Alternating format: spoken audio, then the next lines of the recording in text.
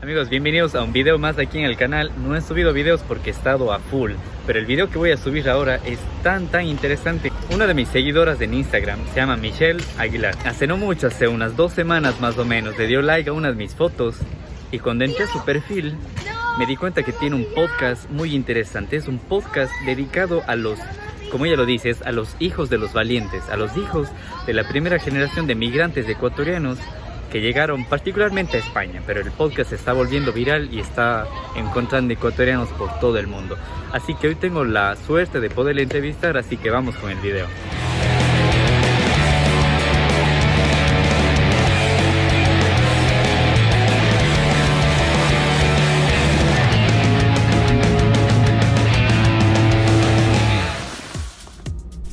En esta ocasión me dirijo a España, a la ciudad de Barcelona, donde reside una gran comunidad de ecuatorianos y latinoamericanos.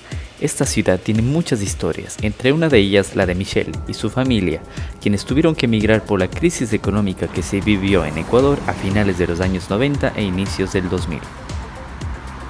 Miren, les presento a Michelle.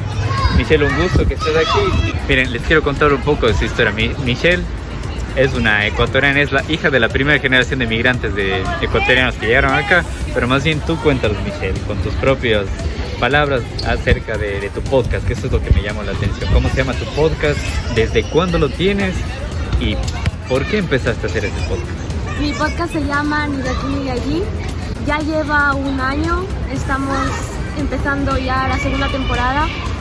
Lo llamé Ni de aquí ni de allí porque quería captar esa esencia de no sentirte ni de España ni de Ecuador, porque creces en ese limbo de estando aquí tienes que decir que eres ecuatoriana porque no te ves como los españoles y al mismo tiempo no compartes la cultura 100%, no está en casa. Y al mismo tiempo, cuando fui a Ecuador, de hecho el primer episodio comienza a raíz de eso, la experiencia que fue volver a Ecuador. ¿Cuándo regresaste a Ecuador? Con 16 años, en 2011. Yeah. 2011. La experiencia que fue ir allí, porque yo pensaba, bueno, seguramente voy a mi país, a lo que la gente me ha dicho que es mi país. Entonces me voy a sentir por una vez de un sitio, voy a ver lo que es. Y cuando estuve allí, pues no me sentí de allí. Claro que estaba feliz de estar allí y me encanta Ecuador, pero no había esa conexión que yo esperaba o que me vendieron o que me dijeron que existía. Pero lejos de parecer algo dramático, yo quería celebrarlo, celebrar que no soy ni de aquí ni de allí y que eso me da libertad para entender a otras culturas y me da libertad para tener una empatía que sería imposible teniendo una sola cultura. Y que celebrar que tenemos varias culturas, porque dentro de España mismo, igual que en Ecuador, depende de la zona en la que estés, creces con una cultura y una forma de hacer las cosas. Pues yo he crecido en Cataluña, yo tengo una forma catalana de hacer las cosas porque luego he conocido ecuatorianos que han crecido en otras partes de España y ellos tienen la forma de esa parte de España de hacer las cosas. Entonces somos una mezcla de culturas y es algo que celebrar. O sea, ¿en qué año saliste de Ecuador? En el 2003. ¿Y regresaste en el 2011? Sí, vale. sí. ¿Y tú estudiaste aquí el colegio, como se conoce en Ecuador? Estudié toda la educación primaria. La escuela también. La escuela, la secundaria, el bachillerato y la universidad. Y ahora, esto también me pareció muy interesante, estás estudiando másteres, ¿no? Un máster. En Alemania. En Alemania. Que va de culturas latinoamericanas, algo así. Culturas latinoamericanas y africanas. Imagínense, o sea, viene a estudiar de Latinoamérica en Alemania. Y eso a los alemanes también les choca mucho, sí, ¿no? ¿No les parece algo No normal? les parece normal porque yo normalmente me presento en ambientes internacionales cuando hay gente de muchas culturas. Digo, nací en Ecuador y vengo de Barcelona. Soy las dos cosas. Y claro, ellos se sorprenden como, ¿y qué estás estudiando? Y digo, el máster se llama Culturas del Sur Global y les explico qué es eso, que es cultura latinoamericana y africana. Y me dicen, ¿pero vienes de Latinoamérica? ¿Has crecido en España? Y son países que deberían estar conectados en historia, en la historia. Y ¿por qué vienes a Alemania a estudiar algo sobre eso? ¿Y en qué idioma está tu máster y tal? Claro, mi máster está en castellano, inglés y en francés. Ya. Y claro, yo me estoy especializando en Latinoamérica, entonces mis asignaturas son casi todas en castellano y en inglés. Y a ellos les choca mucho porque Tübingen es una ciudad conocida, donde estoy estudiando el máster es en Tübingen. Tübingen es una ciudad conocida por tener un fuerte conocimiento y una fuerte investigación teológica. Es una ciudad universitaria, sí, porque leí. Es una ciudad universitaria y también tiene mucho desarrollo en la medicina y sobre todo investigan muchas enfermedades tropicales. Ya. Entonces es bastante alemán, muy concreto, y les choca cuando enterarse de que se puede estudiar este tipo de cosas. Una cosa que no tiene que ver nada exacto, con esto. exacto, me sorprende. ¿Cuánto tiempo estás aquí? En España 14 años. Ya. Llegué con 8 años y me fui a Alemania con 21. Sí, ¿cuántos idiomas hablas? 3 con fluidez. ¿Cuál? Castellano, catalán, inglés. Ya. Y el alemán estoy en ello. Tengo un B1 de alemán. De B1. Tengo un B1. Entonces llevas aquí 14 años viviendo en Barcelona y estoy seguro desde los últimos 10 años, más o menos 10 o 11 años, hay muchos migrantes que vienen acá, no migrantes, ecuatorianos que vienen acá, pero vienen a estudiar máster, como lo hice yo. Entonces estoy seguro que tuviste la oportunidad de conocer a muchos de ellos. ¿Qué piensas de eso? O sea, ¿crees que está bien que se tenga esa oportunidad? No sé qué piensas tú no tuviste esa oportunidad siendo como ecuatoriana, el gobierno, la sociedad no te dio esa oportunidad a ti de venir a estudiar y te tocó ir a estudiar en Alemania, algo para aprender un poco más de tu propia cultura. Pues yo nunca lo había pensado así, y cuando conocí a una chica hace unos 4 o 5 años que vino a hacer su máster en comercio o algo así, y no me parece que yo no lo he vivido como guau, yo no tuve esa oportunidad, porque yo no he concebido mi vida de otra forma. Para mí nunca pensé en regresar a Ecuador en ese tiempo en que conocí. Y cada vez que conozco a un ecuatoriano que sale del país a estudiar y a formarse, porque ahora es posible hacer eso, pues me alegro muchísimo y me parece algo maravilloso me alegro un montón cada vez que conozco a alguien que se está formando y que el gobierno hace posible algo que era inimaginable cuando era una niña allí.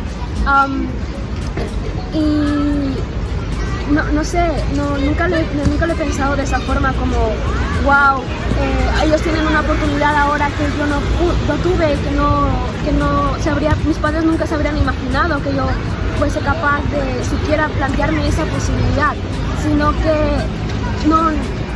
digamos que no miro atrás. Claro que yo quiero aprender sobre Ecuador y quiero hacerlo así, y de hecho en Alemania estoy trabajando y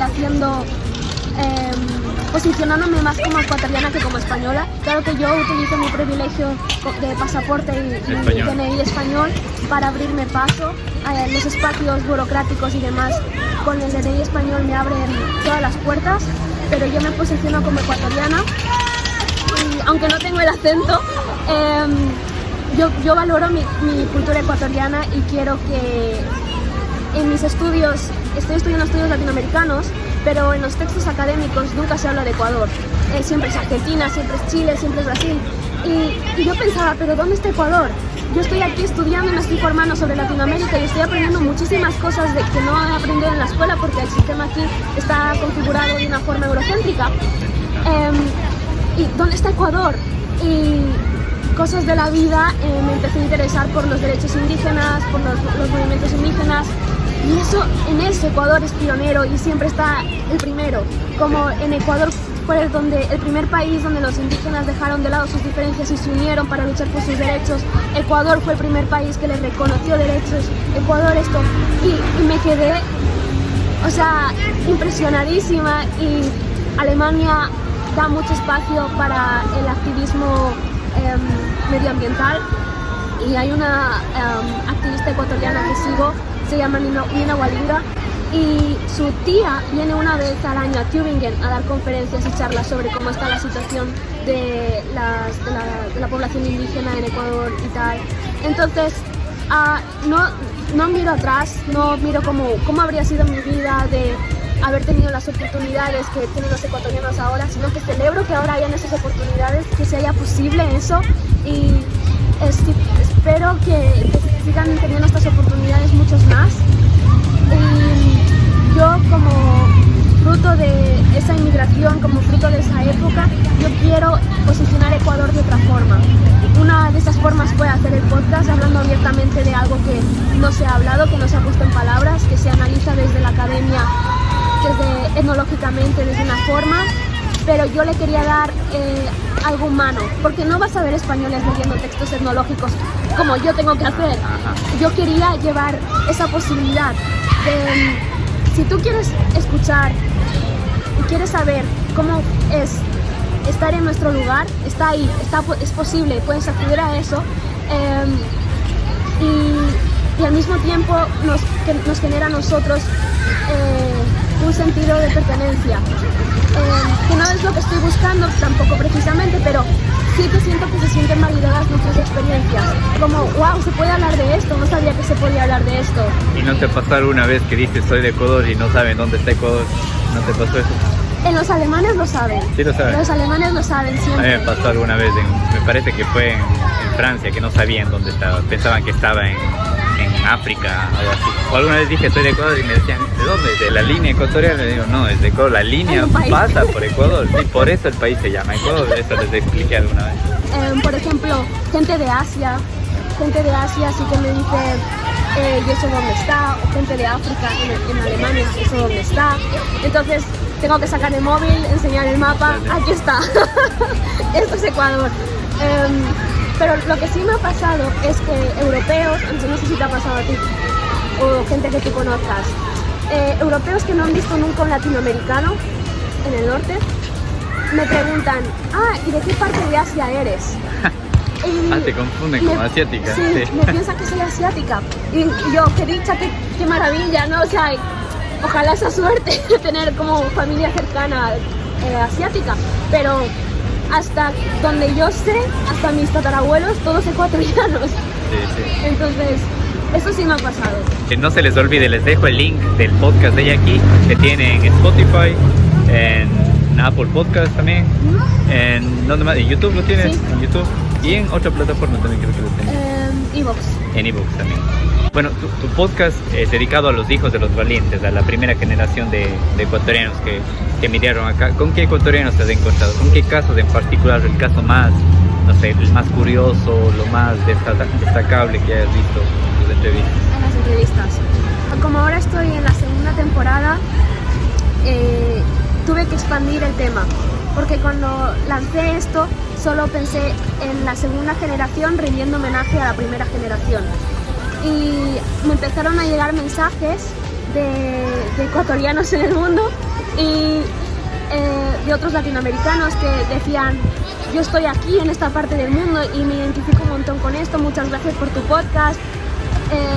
Una ecuatoriana en Italia está haciendo un doctorado sobre los hijos de migrantes en Italia y quiere colaborar conmigo, y estoy en conversaciones, o sea que todavía no sé, seguro que me voy a encontrar cosas alucinantes, pero ahora el más reciente, el más fresco es, entrevisté a una chica ecuatoriana que está en Quito, ella es de Riobamba y ella es hija de los migrantes, pero de los hijos que se quedaron en Ecuador.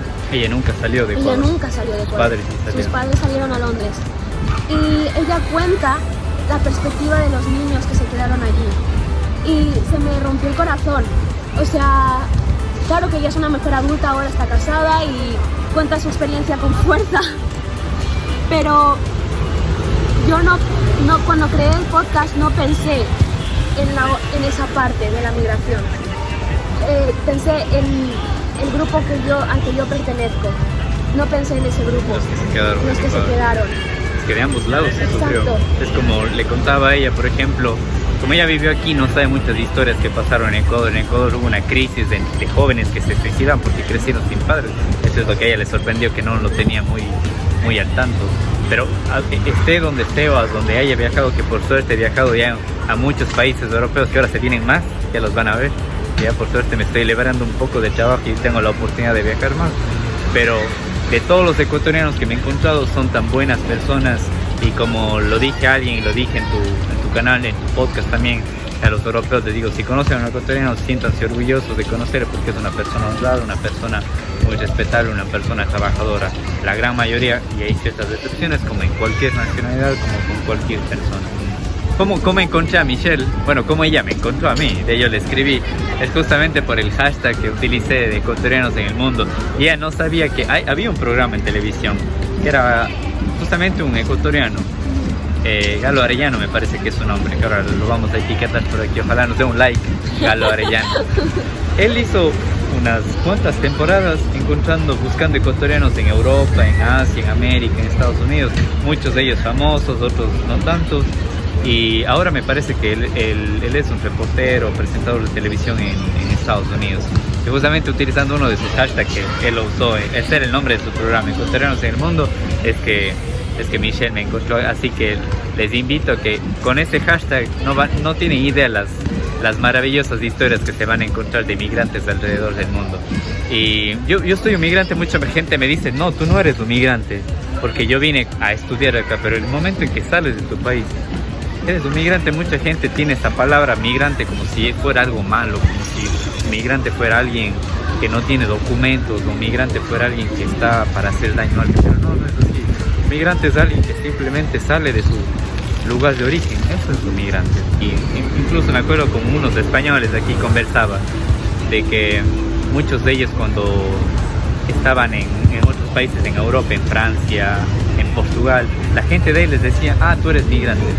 Y ellos, al ellos recibir esa palabra de migrante, ahí se daban cuenta de que, o sea, la gente lo puso como un estereotipo de algo malo, ser un migrante. Y él dijo, sí, soy un migrante, pero ellos se dieron cuenta de que estaban usando mal esta palabra. O sea, ser un migrante no es nada más. Yo me he involucrado mucho más con comunidad de migrantes aquí en Ecuador en estos casi 3 años que llevo aquí, asistido a fiestas de ecuatorianos, a los restaurantes ecuatorianos que hay aquí, que son buenísimos, pero la comida ecuatoriana en sí en Ecuador es mucho mejor. Aquí es carísima, no se imaginan. Aquí un seco de chivo, aquí cuesta 10 euros, el más barato. En Ecuador te compras en $2 o en $3 un seco, y incluso te dan hasta con una cola, con una bebida o algo. O sea, aquí es carísimo la comida ecuatoriana. ¿Dónde no he encontrado comida ecuatoriana? En Girona, donde viví. No encontré comida ecuatoriana. ¿Dónde no he encontrado comida ecuatoriana? En algunas ciudades de Francia no he encontrado comida ecuatoriana. En Alemania, en Múnich, no he encontrado comida ecuatoriana. Si alguien sabe de comida ecuatoriana en Múnich, avíseme, porque viajo allá muy a menudo y no conozco. En Portugal no encontré comida ecuatoriana. Pero aquí en Barcelona y en Madrid, estoy seguro que en otras ciudades de España también se van a encontrar muchísima comida ecuatoriana. Así que, cuéntame, regresaste a Ecuador en el 2011 y desde ahí no has vuelto a Ecuador. No. ¿Qué es lo que más extrañas de Ecuador? La comida. ¿Cuánto tiempo estuviste ahí cuando te fuiste? 3 meses y 2 días. ¿Y crees que fue suficiente o ya no te sentías en tu lugar ahí? No. Yo creo que tenía 16 años y yo creo que para ese periodo de mi vida fue suficiente. Para ese periodo. Y bueno, estaba intentando volver, pero quiero volver a estudiar con el máster. Tengo que hacer un semestre en el extranjero. Se está complicando la cosa, pero mi idea era ir allí y estar 6 meses, porque yo quería experimentar, vivir siendo ya una joven adulta, para tener unos recuerdos y ya tener una formación también académica y tal, pero tener una personalidad formada, un pensamiento formado, porque en ese momento me estaba desarrollando y claro que fue un punto de inflexión, porque o sea, eso marcó un antes y un después en cómo yo me enfrentaría luego a la vida. Pero quería verlo desde otra perspectiva y desde la situación en la que estoy ahora, ya reconciliándome con las palabras, como has dicho tú, migrante, porque yo sentía también que era una palabra que la usaban para atacarnos, como colectivo. Y cuando yo fui a Alemania y lo hice como migrante, porque primero fui a trabajar como au pair, como niñera en una familia alemana, y fue un trabajo fácil de llevar, y la familia y todo fue maravilloso, pero verme a mí usando esa palabra en ese contexto, es decir, ¿por qué en España se usa de una forma como si fuese una palabra sucia, maldita? Despectiva, sí. Sí, entonces, no, yo quería coger el toro por los cuernos. Y yo tampoco lo había pensado de esa forma hasta que con estos españoles que conversé, ellos me dijeron lo que habían sentido cuando en Francia, en Alemania, en Londres, estuve en Londres y también encontré muchos españoles, porque mucha gente tal vez no sepa, pero en la crisis europea que hubo aquí en el 2011, me parece también que fue, muchos españoles migraron, muchos de ellos al Reino Unido, muchos de ellos a Ecuador. Hay muchos españoles viviendo en Ecuador que migraron en esta época y ver lo que es la política y cuestiones de la vida. Ellos no necesitan visa para entrar a Ecuador y nosotros necesitamos visa, incluso hasta para de turismo, para estar aquí necesitamos. A ver, cuéntanos algún libro que estés leyendo ahora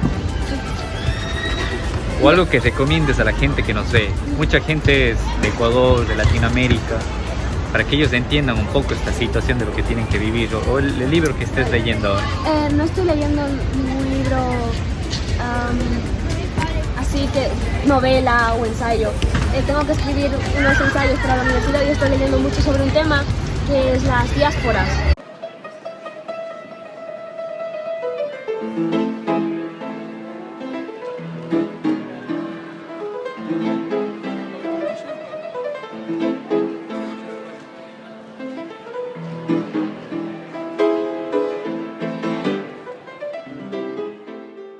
El concepto de diáspora y estoy trabajando la creación artística siendo parte de una diáspora. Pero sí recomiendo un libro que todavía no he leído, pero la escritora trata sobre ese tema de la migración y la integración. Se llama María Fernanda Salvador y tiene 2 libros. Uno se llama Desde aquí y el otro se llama Hasta que el paladar se acostumbre. Qué buen nombre, Hasta que el paladar se acostumbre. Hasta que el paladar se acostumbre. Y está presentando su libro por toda Europa y en el Consulado Ecuatoriano de París, estuvo la semana pasada y la sigo por Instagram y la verdad es que tengo su libro en prioridades para leer y me gustaría conocerla y también entrevistarla y tener una conversación con ella porque es primera generación, está casada con un alemán suizo y sus hijos han crecido también entre los 2 mundos, pero ellos se identifican con todas las culturas en las que están en contacto. Entonces yo creo que esos libros son una buena forma de entender la perspectiva de la migración latinoamericana, ecuatoriana sobre todo, en el contexto europeo, porque cambia mucho cuando vas a Estados Unidos. O sea, que hemos tenido muchas dificultades y muchos momentos duros en Europa, pero yo creo que ni la mitad de duros que en Estados Unidos. ¿Te parece que es más duro en Estados Unidos? Muchísimo más. Yo creo que incluso ahora hay como un odio más discriminado hacia los latinos, no solo hacia los latinos, hacia cualquier migrante ahora en Estados Unidos. Es que ellos ni siquiera diferencian las nacionalidades en Latinoamérica. Había un meme de Trump, o sea, diciendo como de Fox News, que decía como que Trump había interrumpido las ayudas a México, como en plural, a muchos Méxicos, y era como solo hay un México y lo demás son diferentes países con diferentes gobiernos, diferentes situaciones políticas, pero en su mente todos somos mexicanos y no hay diferencias, y eso me genera tantos sentimientos encontrados. La cadena estadounidense denominó a Honduras, El Salvador y Guatemala como 3 países mexicanos en uno de sus programas para ilustrar la noticia de que Trump había cancelado la ayuda estadounidense para esas naciones. También he tenido la oportunidad de leer a un chicano, que son los descendientes mexicanos nacidos en Estados Unidos, y lo conocí en persona y intercambiamos como las experiencias. Él nació en Estados Unidos, pero por ejemplo a él no le dejaban hablar en castellano en clase. Él cuenta en su autobiografía, creo que está traducida al castellano, él se llama Luis J. Rodríguez, y en su autobiografía cuenta como no le prohibieron hablar castellano porque era como una lengua prohibida, maldita, una lengua despectiva. Si hablas castellano eres un migrante, un sucio migrante o un migrante de segunda clase. Y ahora yo he visto muchos ataques racistas en Estados Unidos con eso, que hay muchos norteamericanos que se creen norteamericanos cuando sus descendientes no son ni norteamericanos, porque los Estados Unidos es una cultura basada en migración. Claro, claro. Todos son migrantes. Claro. Y ellos escuchan hablar a alguien español y ya les discriminan que se vaya a su país y todo eso, solo porque habla español. Eso no lo he visto aquí, por suerte. Es eso. Aquí en Europa no lo he visto. No. Pero tampoco decir que no hay racismo en Europa, mentira, Exacto. sí hay. La diferencia es que es lo que quiero remarcar, que aquí hemos tenido nuestras dificultades y no se pueden negar, y las hay, y se está luchando contra eso. No puedo decir que es un camino de rosas, pero yo nunca me he sentido oprimida de esa forma en la que se lee la opresión de los chicanos. Por ejemplo, hay cosas en las que puedo compartir con ellos, pero no todo. Entonces nuestra perspectiva europea es distinta. Es distinta. Bueno, perdón por el ruido, estamos en un parque, pero no podíamos desaprovechar el clima hoy, que es uno de los últimos días que tenemos sol aquí en Barcelona y en Europa, porque ya viene el invierno. Y algo más que quieras decir a la gente, preséntales tu canal, ya les presenté unas cuantas veces. El podcast. Tu podcast. Pues no sé, es que estoy abierta a si queréis contar vuestra historia, si sois también migrantes y os gustaría compartir con otros migrantes vuestra historia. Poco a poco estamos entrando en contacto con muchas historias, y que esto no es un diálogo cerrado, que no es un monólogo, que no es... No, aquí hablamos de muchas cosas. Nosotros somos lo que quiero marcar y lo que quiero recuperar de mi cultura latinoamericana, ecuatoriana, es esa comunidad. Y lo que tú has dicho, que te encuentras con ecuatorianos por el mundo y es como si fuesen tu familia. Sí. Pues yo quiero recuperar eso con el podcast, yo quiero recuperar eso en las redes. Así que si escuchas el podcast y te sientes apelado de alguna forma o apelada de alguna forma, no dudes en contactarme, yo respondo en Instagram, Aquí les dejo otra vez las redes de Michelle. Tienes Instagram, tienes Twitter, Facebook, YouTube y todas las redes. Yo lo pronuncio con la pronunciación española. Horrible. Pero para la siguiente temporada tengo muchas novedades. Así que amigos, ya saben, síganla. Y como su podcast dice, es ni de aquí ni de allí, es para gente que ha tenido, yo no lo veo como una desventaja, yo lo veo como una ventaja más bien, porque ha vivido en diferentes culturas, entonces su mente se abre y tiene más puntos de vista, es decir, ellos tienen incluso una ventaja sobre otra gente que no ha salido de su ciudad, de su país, de su burbuja, y que lo que ellos dicen es la eterna verdad, mientras que hay gente con las que ya hemos vivido diferentes culturas. Yo creo que es incluso una ventaja que tenemos sobre ellos. Y en tu podcast no solo entrevista a gente de Ecuador, escuché a gente de Venezuela, gente de Cuba, también entrevistas, y son diferentes puntos de vista que tiene, pero lo más importante es de que todos somos latinos en el podcast, sí. Todo nos une, tenemos sí. más cosas que nos unan que cosas que nos hagan diferentes. Como dijo el famoso Che Guevara en su película, en el diario de motocicleta, somos una sola raza, desde México hacia el estrecho de Magallanes. Creemos, y después de este viaje más firmemente que antes, que la división de América en nacionalidades inciertas e ilusorias es completamente ficticia. Constituimos una sola raza mestiza desde México hasta el estrecho de Magallanes. Así que tenemos más cosas que nos unan que cosas que nos separan. Así que amigos, eso es todo. Les dejo aquí las redes de Michelle. Síganla, que el podcast está buenísimo. ¿Cuántos episodios tienes? Tiene 12 oficialmente. Yo empecé, digo, de curiosidad escuchemos uno. Pero escuchas uno y te es tan interesante estas historias de los migrantes, eso, que yo me enganché y ya me escuché todos sus podcasts. Así que, ¿cuándo tienes el nuevo? El 1 de octubre, sale cada uno de cada mes y cada 15.